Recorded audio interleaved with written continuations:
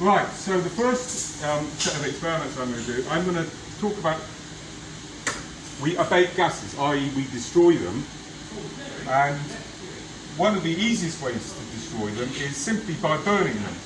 Now when we're burning gases, we have to be very careful that we get it right, because different gases burn at different rates, and also there is a different amount of energy in each gas. So one which you would have heard of is hydrogen, and people have seen the films of the Hindenburg going up, and that looks quite spectacular. But in actual fact, all those flames, that's not from the hydrogen burning.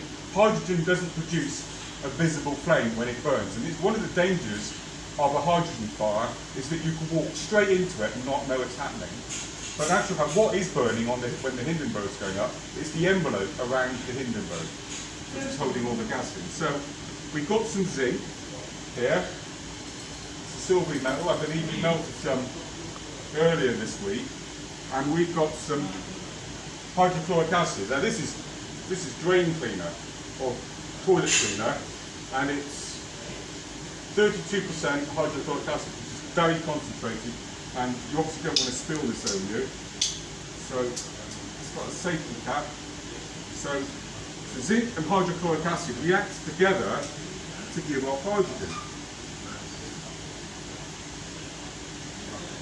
So there's the hydrogen coming off. You maybe want to move in a bit. You can see it's bubbling away there, and that's generating hydrogen. And that smoke, that's just the heat causing all of this like bubbling and everything like that. So hydrogen burns very quickly.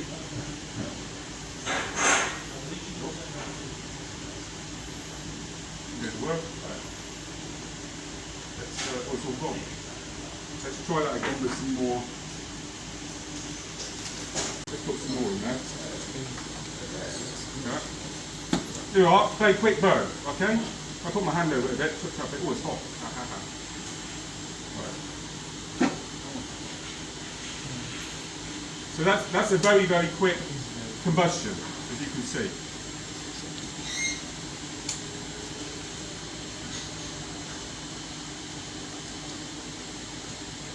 Oh, it's on fire now.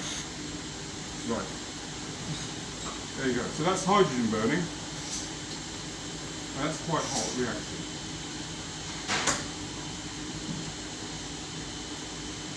Right, let's put that out of the way. Over there. So that's a very, very fast combustion. And you can imagine if you've got a pipe full of hydrogen, then it's going to,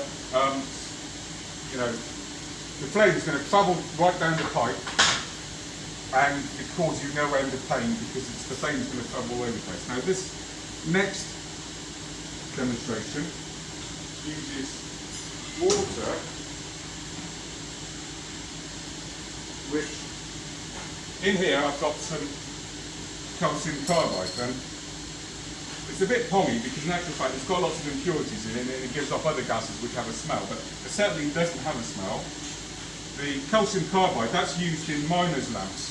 Bulb. You see the old miners going around with a little flame sticking out the top of their helmet, and I use it in my caving lights occasionally, and that tube generates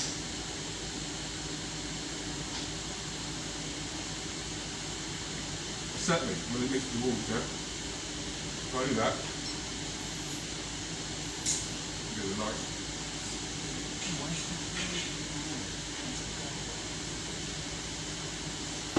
Here you are. So that's acetylene burning, and you can see in actual fact the flames latch on top of the test tube. So it basically means that the rate of evolution of gas is balanced by the flame going backwards, and it's stopped there. It's cracked the test tube, that was not planned. And it's got a bright flame because it's a hydrocarbon. That's moving up. Right? So there we go. Well, that's quite good, isn't it? So that's acetylene burning. And you see, it's giving off a lot of smoke, that's why we're doing it in here. We set the fire alarms off otherwise. And because it contains carbon, actual fact, when it's burning, you've got some carbon atoms in there, and they give out a yellow light, so you can see the flame. It's a visible flame. So that's acetylene burning. Let's get rid of that somewhere. I did this at the Big Bang Fair in Weston, and I couldn't put it out, so we'll just let it go out. No, it's getting worse now. Oh well, that's science for you. The easiest way to put it out actually is to stop the air getting in. So you need air for combustion. We'll have to buy a new test tube now, never mind. Okay. So that's acetylene burning. One of the other problems we face is powder formation. So some gases, like acetylene is used in the semiconductor industry, that's silicon hydride. So methane is carbon hydride, and that goes to carbon dioxide and water, and silane, silicon hydride, goes to silicon dioxide and water. Now, silicon dioxide is sand, so that's a powder. So when it burns, it produces a white powder which gets everywhere and clogs up the equipment.